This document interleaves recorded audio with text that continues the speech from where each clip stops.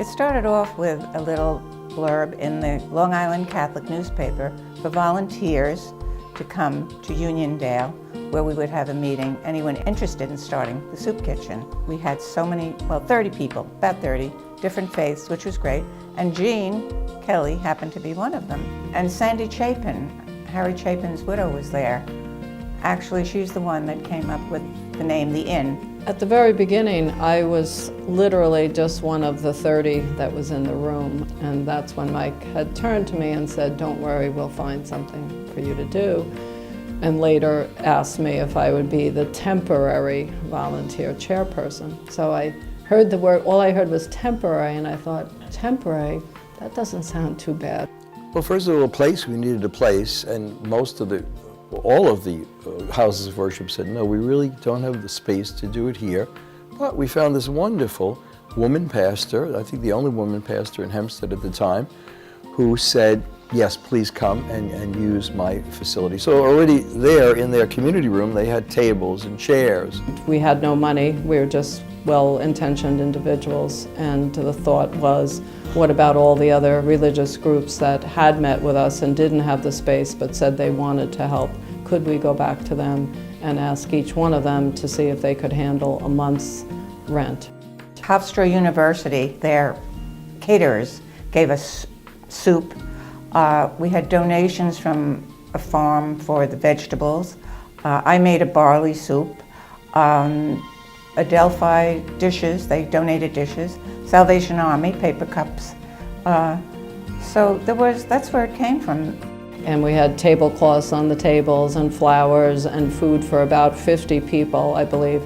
And we opened the doors and no one came. And then two of our amazing volunteers walked out into the streets and walked into the parks and asked people, were they hungry? Did they want a free lunch?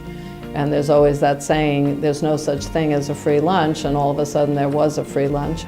Thanksgiving in 1983.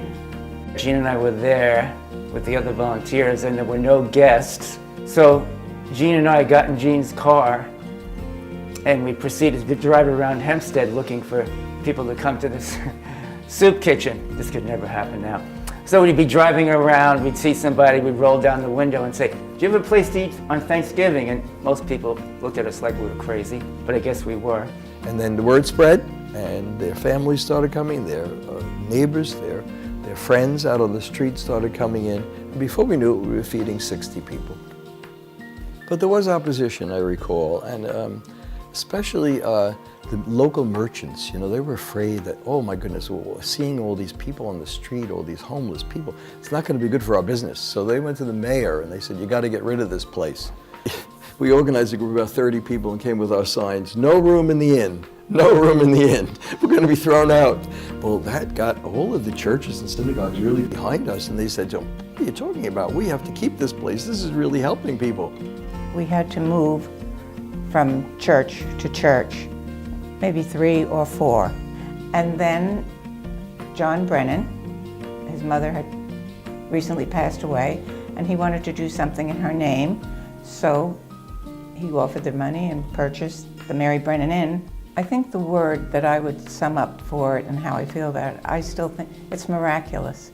It's just unbelievable what can be done with people caring and sharing and just going on. And when we started it, we didn't have any idea what would happen. Every time I speak to Jean and she tells me what's happening, I'm in awe. I just hang the phone up and that is amazing.